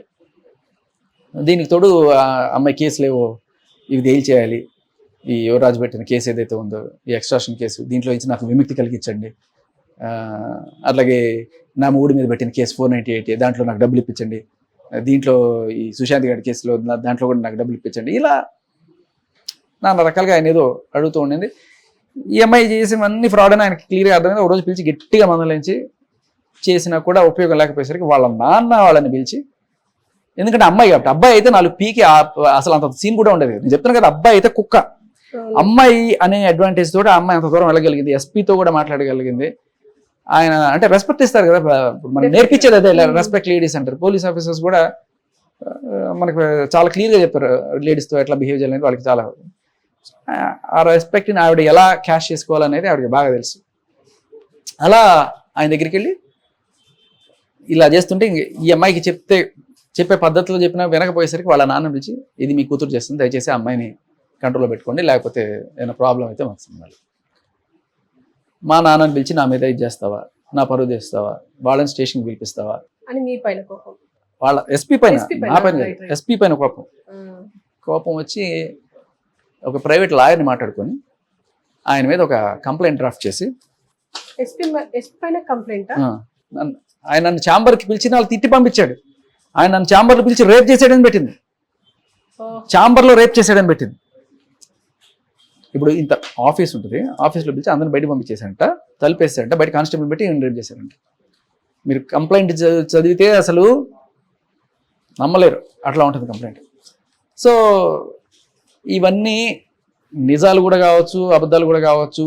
కానీ నేను ఎందుకు ఇంత కాన్ఫిడెంట్గా చెప్తున్నా అంటే, నా దగ్గర అన్నిటికీ ప్రతి దానికి సాక్ష్యం ఉంది. అమ్మాయి చేసిన విషయంలో సాక్ష్యం విక్టిమ్ కదా, నేను విక్టిమ్ కాబట్టి నేను ఏమైందంటే, ఇప్పుడు నాకు ఎప్పుడైతే ఆ పోలీస్ ఆఫీసర్ చెప్పాడో, నువ్వు ఇప్పుడు అమ్మాయి మీద కేసు పెట్టాలనుకుంటే అంత ఈజీ కాదు, సాక్ష్యాలు గ్యాదర్ చేయాలన్నప్పుడు నేను కంప్లీట్గా ఆ అమ్మాయిని అడగడం, నువ్వు సరే నువ్వు మనం కలిసి ఉందాం అనుకున్నావు కదా, నీ జీవితంలో ఏం జరిగింది నిజాలు చెప్పు అన్నప్పుడు ఆ అమ్మాయి క్లియర్గా ఒక్కొక్కటి చెప్పడం జరిగింది అనమాట. ఎవరిది తప్పలేదు, నాకు మనుషుల్ని టార్చర్ చేయడం ఇష్టం. నేను ఇప్పుడు టార్చర్ చేశాను కదా, దానికన్నా ఎక్కువ వాళ్ళందరినీ టార్చర్ చేశాను. అయినా వాళ్ళందరూ నా వెనకాల కుక్కలాగా శరణు అన్నారు. నువ్వు ఒక్కడో ఇట్లా చేస్తున్నావు. మీరు వింటారంటే వినిపిస్తాను నేను. వినిపించండి. అసలు ఇంత చేసినా కూడా ఎందుకు ఇంకా ఆమె బయటికి అంటే పోలీసులు ఆమె ఇంకా ఎందుకు బయటికి తీసుకురాలేకపోతున్నారు, ఎందుకు ఆమెని పట్టుకోలేకపోతున్నారు? Good question. నాకు డౌట్ ఏంటంటే మా న్యాయం కావాలి నాకు న్యాయం చేయండి అని చెప్పి పోలీస్ స్టేషన్ దగ్గరికి వెళ్ళి సార్ మీ నెంబర్ కావాలి, నాకు న్యాయం చేయండి, నాకు ఇంత అన్యాయం జరిగిపోయింది, నాకు వాడు అన్యాయం చేశాడు, వీడు అన్యాయం చేశాడు అని చెప్పి వెళ్ళి వాళ్ళ నంబర్లు తీసుకొని వాళ్ళతో పరిచయాలు పెంచుకొని మేబీ కొంతమంది పోలీసులు ఆవిడకి సహకరించే స్టేజ్లో ఆవిడ ఏదన్నా ఫేవర్స్ చేయడము ఇలాంటివి ఏమన్నా జరుగుండొచ్చు. అంటే వీ కాంట్ రూల్ అవుట్. మరి ఎందుకంటే person కూడా నేను కాదు పెట్టి కదా. ఇన్నాళ్ళు అవుతున్నా కూడా ఎఫ్ఐఆర్ కాల. అదే ఎందుకు? సో అదే అంటే ఎవరన్నా ఇప్పుడు ఎస్పీ లాంటి వాళ్ళని అంత దూరం తీసుకెళ్ళి చేసింది, ఇంకా పరిచయాలు ఉండవా? ఉంటే డెఫినెట్ గా. ఆ వీడియో సో ఆడియోనా? ఆడియో ముందు 100 సార్లు ఆలోచించుకుంటా. నేను అలాంటి మనిషిని. నేను పొగరుబోతునే నాకు ఇంతే, నేను ఇప్పుడేం చేస్తాను తెలియదు, నేను పిచ్చిగానే మాట్లాడతా, కానీ ఆలోచిస్తా. ఫస్ట్ అయితే ఈజీగా హ్యాపీ వచ్చగలరు. కాదు, ఒక మాట అడుగుతా. నరేష్ తో పెళ్లి నేనేం గొడవలతో ఇలా చేసుకుని చేసావా, లేకపోతే నీకు అతనికి తెలుగు రాదు, మాకు ఇద్దరికి గొడవ లేదు. నరేష్ అంటే మొదటి మొగుడుతో నీకు ఏంటి ప్రాబ్లము, ఇలాగే గొడవలు పెట్టుకుని నన్ను టార్చర్ చేస్తున్నట్టే అతను కూడా టార్చర్ చేసావంటే అతనికి తెలుగు రాదు, మాకు ఏ రకమైన గొడవ లేదు.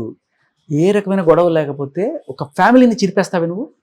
498 16 మంది మీద పెట్టి వాళ్ళందరినీ జైలుకి ఇచ్చి ఏ గొడవ లేదా? ఏ గొడవ లేకపోతే ఎందుకు?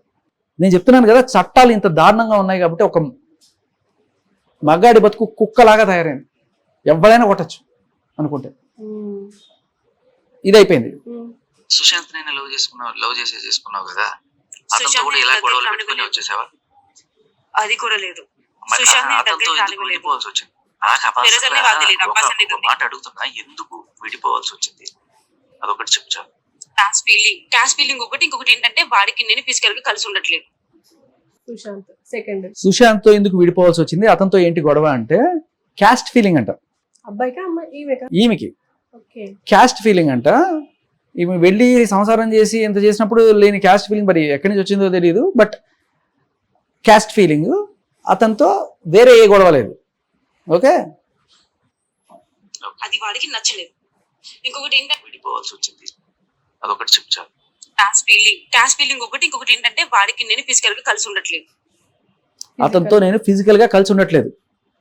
రైట్. అతను రేప్ చేశాడు నా మీద కేసు. రేప్ కదా, అదే సంసారం చేశాడు, అబార్షన్ చేయించాడు. ప్రతి ఒక్కళ్ళు ఈవిడికి అబార్షన్ చేయించినట్టే కంప్లైంట్ ఉంటుంది. ఎందుకంటే దానికి ఏదో సెక్షన్ పడుతుంది. మన లాయర్ గారిని అడిగితే క్లియర్ గా చెప్తారు. ఇష్టం లేకుండా అబార్షన్ చేపిస్తే వచ్చే సెక్షన్ ఏదో ఉంటుంది. దానికోసం ప్రతి ఒక్కరి మీద దీంతో పాటు నా డబ్బులు గుంజుకున్నాడు, డబ్బులు ఏదో లాక్కున్నాడు, ఇలాంటివి పెడితే తప్ప నిలవడదు అనేదో చెప్తారు. ఇవన్నీ పెడతారు అనమాట. సో బేసికలీ ఏంటంటే మీరు గమనిస్తే ఒక 3 నెలల గ్యాప్ లో 5-6 కేసులు అలవాటైంది బాగా. లీగల్ సిస్టము ఏంటి, ఎవరు, అన్ని పోలీసులు పరిచయాలు, ఇవన్నీ కూడా. సో ఈ అబ్బాయి మొదటి భర్త నన్ను ఏమి చేయలేదు, రెండో భర్తతో నాకు అసలు అతని దగ్గరికే రానివ్వట్లేదు. అది వాడికి నచ్చలేదు. ఇంకొకటి ఏంటంటే వాడు నన్ను ముద్దు పెట్టుకున్నా కూడా బలవంతంగా పెట్టుకోవాల్సి వస్తుంది. నేను వాడికి ముద్దు పెట్టాలంటే 6 నెలలు ఆగాల్సి వస్తుంది. వాడు ముద్దు పెట్టుకోవాలంటే బలవంతంగా పెట్టుకోవాలంటే, ఈ ముద్దు పెట్టుకోవాలనుకుంటే 6 నెలలు ఆగాలంట. 6 నెలలు ఆగాలంట. మరి ఎందుకు వెళ్ళింది ఆమె ఎందుకు వెళ్ళినట్టు అక్కడికి కనీసం? కానీ అతని మీద పెట్టింది. చూడండి, ముద్దు పెట్టడానికి 6 నెలలు ఆగిన వాడు రేప్ చేశాడని ఎట్లా కేసు పెడుతుంది? సుశాంత్ మీద రేప్ కేసు పెట్టినప్పుడు ఆ టెస్ట్ లో అది సుశాంత్ మీద కేసు చెల్లదు అని తేలింది. ఎందుకంటే నేను వర్జిన్ అని తేలింది. సో తర్వాత ఈవిడ్ని మెడికల్ టెస్ట్కి పిలిచారు. ఎప్పుడైతే జడ్జి గారి ముందు ఈవిడ ఇట్లా స్టేట్మెంట్ ఇచ్చిందో, అతను నన్ను కాపురం చేసి నన్ను వాడుకొని చేశాడంటే, అప్పటికీ కూడా ముందు కేసుకు సంబంధించి మరి వాళ్ళు పోలీసులో ఏం చూసారో పిలిస్తే ఆ మెడికల్ టెస్టుల్లో ఏమని తేలింది అంటే ఆవిడ ఉద్దేశం వర్జిన్ అంటే ఏమి లేదనేది. Basically magic. ఆ మ్యాజిక్ ఏదో అందరికి చెప్తే బాగుంటుంది. సో అంటే ఈవిడ టెస్ట్లన్నీ ఫాల్స్ అని చెప్పి ఆవిడే చెప్తుంది. రెడ్డికి నాకు గొడవ లేదు. రెడ్డి గొడవలన్నీ అయ్యే వరకు హాస్టల్లో ఉండు అన్నాడు. నేనే చెప్పకుండా వచ్చేసాను. ఆయన విపరీతంగా లవ్ చేస్తాడు నన్ను, అది ఇదని చెప్పావు కదా, మరి ఆయన ఎందుకు వదిలేసొచ్చు? ఆయన బాగుంటాడు కూడా అని చెప్పావు కదా. నాకు తన మీద ఏ ఇష్టం లేదు. వాడంత మంచోడు కూడా నన్ను ఇష్టపడ్డం నిజం, కానీ వాడంత మంచోడు కాదు. నాకు పోలీసుల మీద అంత గుడ్ ఇంప్రెషన్ లేదు, అందుకే ఎస్పీని కూడా దగ్గర రానివ్వలేదు. లో ఉన్నప్పుడు నువ్వు చాలా సార్లు ఎస్పీ. సో మధ్యలో ఇంకొక ఆయన వచ్చారు. Right. ఈయన he doesn't want to be named. Name ఆయన వచ్చి నాకు ఆయన బాధ చెప్పుకున్నాడు. ఈయన ఎంత రకంగా ఎన్ని రకాల టార్చర్ చేసిందో. నాకు పోలీసులు అంటే మంచి ఇంప్రెషన్ లేదు. ఎవరో ఒక పోలీస్ ఆఫీసర్తో మధ్యలో, ఓకే సరే ఆ పోలీస్ ఆఫీసర్ పక్కన పెట్టి మరి ఇది ముందు బీప్ వేసుకోండి, తర్వాత నేను చెప్పేసి. ఆ పోలీస్ ఆఫీసర్ సరే మరి ఎస్పీతో ఏంటి ప్రాబ్లము అని అడిగా. ఎస్పీతో ప్రాబ్లం, ఆవిడ ఎస్పీ మీద పెట్టిన కేసు కంప్లైంట్ మీకు ఇస్తాను, మీరు కావాలంటే చూపించండి. ఆయన నన్ను తలుపులన్నీ వేసి కానిస్టేబుల్ని బయటపెట్టి లోపల ఛాంబర్లో రేప్ చేశాడు. అంతేకాకుండా అక్కడికి ఇక్కడికి తీసుకెళ్ళి తిరుపతికి, వైజాగ్కి, భోపాల్కి ఎక్కడికి వెళ్తే అక్కడికి తీసుకెళ్ళి అక్కడంతా నన్ను రేపు చేశాడు. ఇంకా నన్ను బలవంతంగా రకరకాలుగా ఇంకా అసలు నానా రకాల దారుణంగా రాసింది అనమాట కంప్లైంట్. అది నేను అడిగాను, ఇది నిజమా? మాట్లాడేదానివి, నవ్వుతూనే మాట్లాడేదానివి. నేను తలనొప్పిగానే ఫీల్ అయ్యాను ఎప్పుడు కూడా. అండ్ పక్కనే మాట్లాడేదాన్ని. ఇంకొకటి ఏంటి అంటే ఎప్పుడు కూడా నేను పక్కకు వచ్చినా కూడా ఈ కేసులే ఇదంతా నేను అడిగేదాన్ని. సో ఎస్పీ గారితో ఎప్పుడు కూడా నేను మా ఆఫీస్కి వచ్చినప్పుడు పక్కకి వెళ్ళి ఫోన్ మాట్లాడుతూ ఉండేది.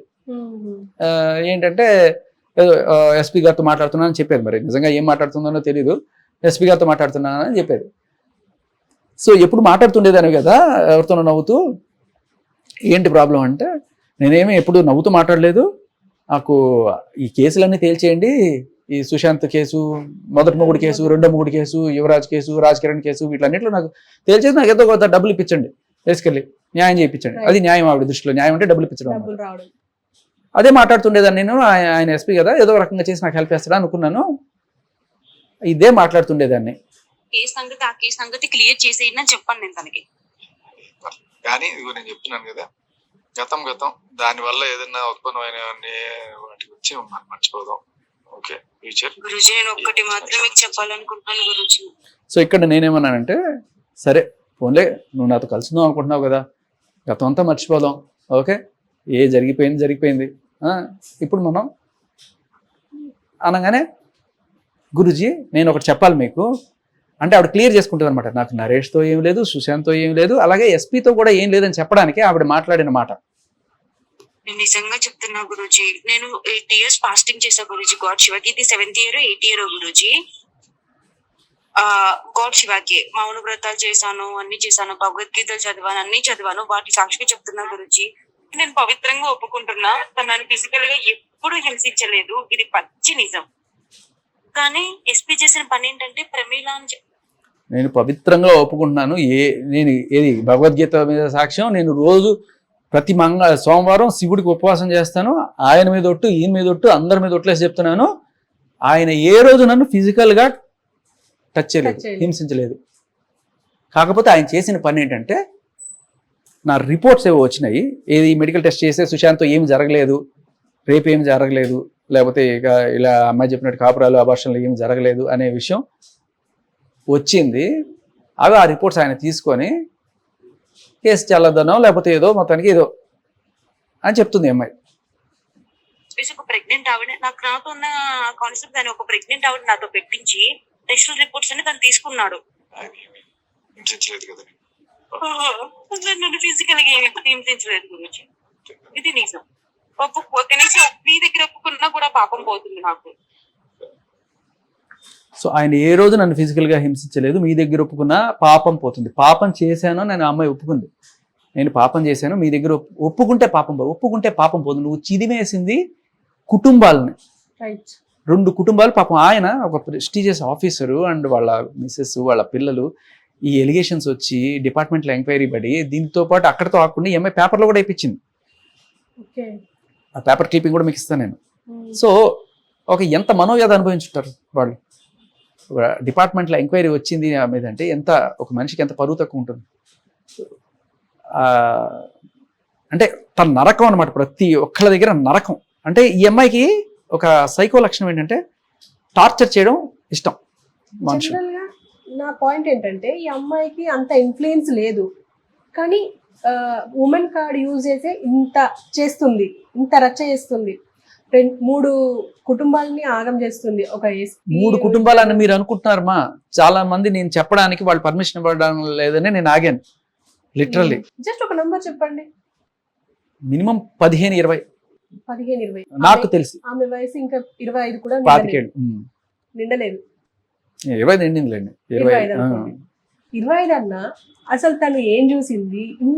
ఇంత మందిని అసలు ఎలా, అసలు ఆమె ఇంకా ఇంతవరకు బయటికి, అంటే ఆమెను ఇంకా బయటకు తీసుకురాలేదు.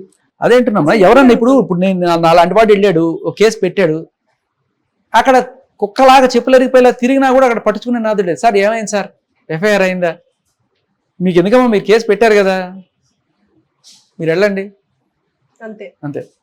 సరే, దీనిపైనే మనము ఇంకొకటి కూడా వినిపించేస్తానండి. ఓకే.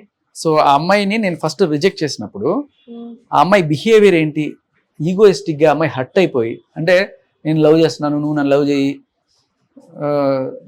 మన ఇద్దరం బయటకు చెప్పుకోవాల్సిన అవసరం లేదు, ఇక్కడ ఇంట్లో నీకు మీ ఆవిడ, బయట మన ఇద్దరం బయటికి డైరెక్టర్గా హీరోగా ఉంటాను తప్ప, అంటే నేను వద్దు, ఇట్లాంటివన్నీ కుదరవు అని చెప్పినప్పుడు ఆ అమ్మాయి మిమ్మల్ని ఈరోజు ఏం అడగలేదు, నార్మల్ గానే ఉన్నాయి. నేను ఏ అబ్బాయితో సరే నా లిమిట్ లో నేను ఉంటా, మించిపోయి నేను ఎప్పుడు తిరగను. నా గురించి తెలుసు కదా, వెళ్ళింది, పిల్లలు ఉన్నారు.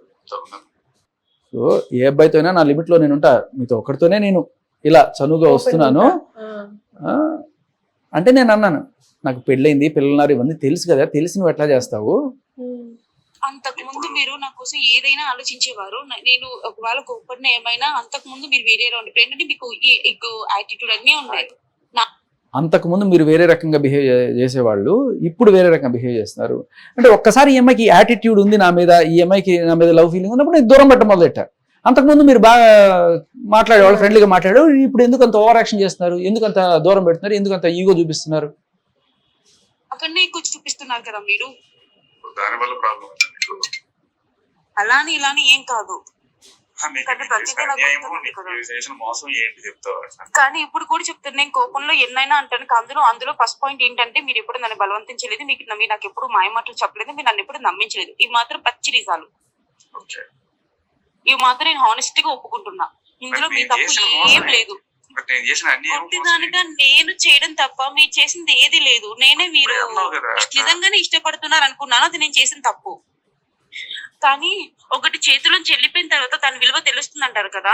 మిమ్మల్ని చేసిన దానికన్నా ఎక్కువ టార్చర్ నేను చేశాను, మీకు దగ్గర కూడా ఇంకొక దగ్గర అవ్వలేదు. కానీ సుశాంత్ అంతకు మించి ప్రతి చిన్న మాటకి మిమ్మల్ని చేసిన టార్చర్ కన్నా నేను వాళ్ళని చాలా ఎక్కువ టార్చర్ చేశాను.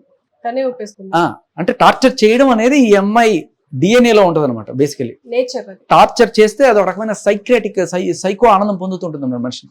ఎలా అంటే చెప్పా కదా, మీ ఆవిడని కొట్టి ఆ వీడియో నాకు పంపించు, పిల్లల్ని చంపించి అబార్షన్ చేయించు, వెళ్ళి విడాకులకి అప్లై చేయి అర్జెంటుగా. నరకం అనమాట, రోజు నరకం. అంటే లేదు దొబ్బే అని చెప్పి నేను గట్టిగా అంటే ఇంటికి వచ్చి గొడవ చేస్తా, అపార్ట్మెంట్లో రచ్చ చేస్తా, పరువు తీస్తా. అలవాటు బేసికల్లీ. ఈ హ్యూమన్ రైట్స్ యాక్టివిస్టులు వీళ్ళతో తిరిగి నేర్చుకున్న ఒక ఈ ట్రైన్డ్ ఇదనమాట. సోకాల్ ఒక చిన్న మాఫియానే నడుస్తుంది విజయవాడలో, మన హైదరాబాద్లో కూడా. సో ఈ పేరు చెప్పి లిటరలీ దే డూ ఎక్స్ట్రాషన్. వీడు ఎంత ఇవ్వగలడు, ఒక బేరం వేస్తే తక్కెటేస్తారు అనమాట. వీడు ఎంత ఇవ్వగలడు, వీడిని ఎంత అడగచ్చు. ఇది సో ప్రతి దానికి నా కోసం ఆలోచించి చేసేవాడు. మీరు ఏమన్నా అనుకోండి, ఎస్పీ కూడా అంతే. హాలిడేస్ టైంలో కూడా ఆఫీస్కి వచ్చి కూర్చునేవాడు. ఎందుకు అంటే ఏదో ఒక టైంలో నేను కాల్ లిఫ్ట్ చేయకపోతానా అని, ఈ ఒక్క ఆశ, ఒక్క నిమిషం నాతో మాట్లాడకపోద్దా అని. అలా చూసిన వాళ్ళు కూడా నేను దాకలేదు. గొడవలు ఎన్నైనా రావచ్చు, వాళ్ళ నా వెనకాల పిచ్చి కుక్కలా తిరిగితేనే గొడవలు వచ్చాయి. వాళ్ళ వెనకాల తిరిగా తప్ప నేను ఎప్పుడు వాళ్ళ వెనకాల తిరగలేదు, అవసరమే లేదు. నేను ముందు ఎట్లా ఉన్నానో ఇప్పుడు కూడా అట్లాగే ఉన్నాను కదా. నేనేం ముందు నేను అస్సలు లేదు, కానీ వీళ్ళందరినీ నేను తాకలేదు, కానీ మిమ్మల్ని నేను ఆలోచించా, అది నా తప్పు. చెప్పు నా రీజన్. సో వీళ్ళందరూ నా వెనకాల పిచ్చుకోక్కలా తిరిగారు, వీళ్ళెవ్వరిని నేను దేకలేదు, నేను నీ ఎంబడి పడుతుంటే నీకు నేను అలుసా అన్నట్టుగా. అంటే మీరు లవ్ చేస్తున్నారు, నేను అనుకున్నాను, గుడ్డిదానిగా నేను అట్లా అనుకున్నాను, అందుకని నేను ఎంబడి పడుతున్నాను. వీళ్ళందరూ ఇంత పిచ్చుకోక్కలా తిరిగారు, నేను పట్టించుకోవాలా. ఎస్పీ నాకు ఈ టెస్టులు చేయించాడు, అది వాడి మీద కోపం. సుశాంత్ నన్ను ఏదో విధంగా బలవంతంగా సరే తన దగ్గర తీసుకోవాలనుకున్నాడు, అది తన మీద కోపం. నరేష్ కూడా అదే పని చేశారు. కానీ ఈ యాంగిల్లో ఏ యాంగిల్ మీలో నాకు కనిపించలేదు. మీలో ఓన్లీ శాంతం ఒకటే కనిపించింది. మాట్లాడటం మానవీరా. శాంతం. ఈయనండి సుశాంత్ ఏమో బలవంతంగా దగ్గర తీసుకోవడానికి ట్రై చేశాట. అంటే ఈమె ఇష్టపడి ప్రేమించి అక్కడికి వెళ్ళి ముద్దు పెట్టుకోవడానికి 6 నెలలు అని చెప్పిన ఈవిడ, ఆయన ప్రేమించిన తర్వాత ఆయన ఏదో ఎక్స్పెక్ట్ చేస్తాడు కదా, బలవంతంగా దగ్గర తీసుకోవడం అది కోపంట. అందుకని అతని మీద కేసు పెట్టిందట. ఎస్పీ మీదేమో ఈ టెస్టులు ఏవైతే ఈ అమ్మాయి సుశాంత్ మీద ఇంకో వాళ్ళ మీద రేప్ కేసులు పెట్టిందో అవన్నీ కూడా ఫాల్స్ కేసులు అని తేలడం, అది ఎస్పీ సహకరించకపోవడం ఆయన మీద కోపంట. అంటే ఈవిడికి ఫర్గా రిపోర్ట్ వచ్చేట్టు చేసి ఈవిడికి ఏదైనా సెటిల్ చేయాలి. అందుకని ఆయన మీద కోపంట. ఇది ఆయన మీద కోపం, ఇది ఈడి మీద కోపం, నరేష్ మీద కోపం. నరేష్ కూడా బలవంతంగా దగ్గర తీసుకోవాలి. మొగుడున్న తర్వాత సంసారం చేయకుండా ఎలా ఉంటాడు? ఈవిడ చేయడం ఇష్టం లేదేమో. రైట్. సో ఇలా ఇంకా 100 లెక్కలు ఉన్నాయి నేను మీకు వినిపించుకుంటూ పోతే. అంటే నేను ఇవన్నీ ఎందుకు చెప్తున్నానంటే బేసికల్లీ అమ్మాయి నేచరు మనిషిని టార్చర్ చేయాలి, అదో రకమైన పైశాచిక ఆనందం పొందుతుంది. తర్వాత ఒకసారి నాకు ఈ అమ్మాయి చెప్పిన మాట ఏంటంటే, సంవత్సరానికి ఒకరితో ఉంటా, అయిపోతుంది, విడాకులు తీసుకుంటా, అతని దగ్గర నుంచి ఏదో సెటిల్ చేసుకుంటా, 10 లక్షలు 20 లక్షలు ఎంతో కొంత. అదేంటంటే ఇప్పుడు ఒకటి కోర్టుకి వెళ్ళి సెటిల్ చేసుకోవడం, లేదంటే అనఫిషియల్గా ఇదిగో మహిళా సంఘాలు వస్తాయి, లేకపోతే వాళ్ళు వస్తారు వీళ్ళు వస్తారని చెప్పి చెప్పుకోవడం. అవి ఎంత అయినా సరే ఇప్పుడు 25 అనుకున్నా, 5 సంవత్సరాలలో ఇంత 16 మందిని ఆగం చేసింది అంటే చెప్పుకోదగ్గ విషయమే. అంటే ఇప్పుడు మైనర్ ఉన్నప్పుడు మనం కన్సిడర్ చేయక్కర్లేదు, పోనీ చిన్నపిల్ల ఆవేశం అని అనుకుందాం.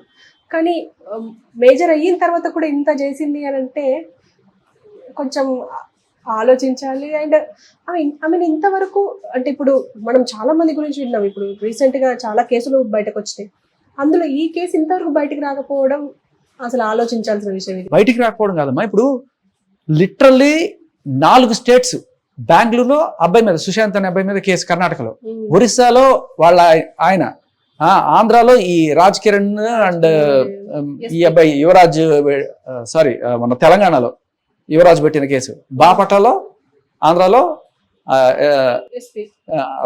రాజ్ కిరణ్ మీద పెట్టిన కేసు, 3 మీద రేప్ కేసు బాపట్లలో. ఓకే, ఇవి కాకుండా ఇప్పుడు ఎస్పీ గారి మీద పెట్టిన ఒక కంప్లైంట్, ఇది బేసికలీ అది ఎఫ్ఐఆర్ కాలేదు, ఓన్లీ డిపార్ట్మెంట్ ఎంక్వైరీ, మనకి అది ఎంతవరకు వచ్చింది కూడా తెలియదు. సో అంటే ఇంతమంది కుటుంబాలను చిదిమేస్తూ, ఇంతమంది జీవితాలను నాశనం చేస్తూ, ఇంకా అతను ఎక్కడో హాయిగా ఉంటూ మళ్ళీ నాకు న్యాయం చేయండి అని చెప్పి ధైర్యంగా వచ్చి పోరాడుతాను. వీడు నాకు అన్యాయం చేశాడు, ఇప్పుడు రేపు ఇంకొకటి కూడా అన్యాయం చేశాడు అంటారు. మొగుడున్నాడు పెట్టుకొని ఇంకొని చేసుకొని వీడు నాకు అన్యాయం చేశాడని చెప్పి వాడి మీద కేసు పెట్టి, వాడైపోయిన తర్వాత వీడు నన్ను రేపు చేశాడు, వాడి మీద కేసు పెట్టి. సో ఇప్పుడు బేసికల్లీ ఇప్పుడు మీరు బయటికి వచ్చారు అంటే మీరు కూడా ఏదో ఒకటి ఆశిస్తున్నారు, అంటే ఖచ్చితంగా ఈ విషయంలో ఈమెకి శిక్ష పడాలి, లేకపోతే ఈమె నాకు న్యాయం జరగాలి, పడాలి, శిక్ష పడాలి, ఖచ్చితంగా పడాలి. ఇప్పుడు ఆమె విక్టిమ్స్ చాలా మంది ఉన్నారు, వాళ్ళకు కూడా న్యాయం జరగాలనే మీరు బయటకు వచ్చారు. ఖచ్చితంగా ఆ పాప ఒరిస్సా నరేష్ అనే అబ్బాయికి న్యాయం జరగాలి, ఆ సుశాంత్ కాకినాడ బెంగళూరు అబ్బాయికి న్యాయం జరగాలి, and at the same time Raj Kiran ఎవరైతే ఉన్నారో ఫాల్స్ రేప్ కేసు పెట్టిన ఆ అబ్బాయికి న్యాయం జరగాలి. అండ్ యువరాజ్ కేసులో అతను ఒక 4 రోజుల పాటు నాన్ స్టాప్ గా అదిగోను ఇదిగోను అని చెప్పి అన్ని రకాలు కొనిపించి ఫైనల్లీ 5 లక్షలకి సెట్ చేశారు. రెడ్ హ్యాండెడ్ దొరికిపోయింది, కోర్టుకి రాకుండా ఇప్పటిదాకా అబ్స్కాండ్ ఎదురుతుంది, బెయిల్ మీద బయట ఉండి మళ్ళీ నన్ను ఇబ్బంది పెట్టి నా దగ్గర నుంచి 2 లక్షలు గుంజడానికి ట్రై చేసింది. ఆ రికార్డ్ కూడా మీకు కావాలని వినిపిస్తా. ఇలా ఇదే పని జీవితం అంతా మనుషుల్ని బెదిరించుకుంటూ ఎక్స్టార్షన్ చేస్తూ బతకడమే ఆ అమ్మాయి ఉద్యోగం, ఉద్యమంలా పెట్టుకుంది. మళ్ళీ చాలా గట్టిగా అసలు నాదే న్యాయం అన్నట్టుగా వాదిస్తుంది. సో దీని మీద మనం లీగల్ ఒపీనియన్ తీసుకుందాం, అసలు వాట్ ఈజ్ వాట్ అనేది. ఓకే,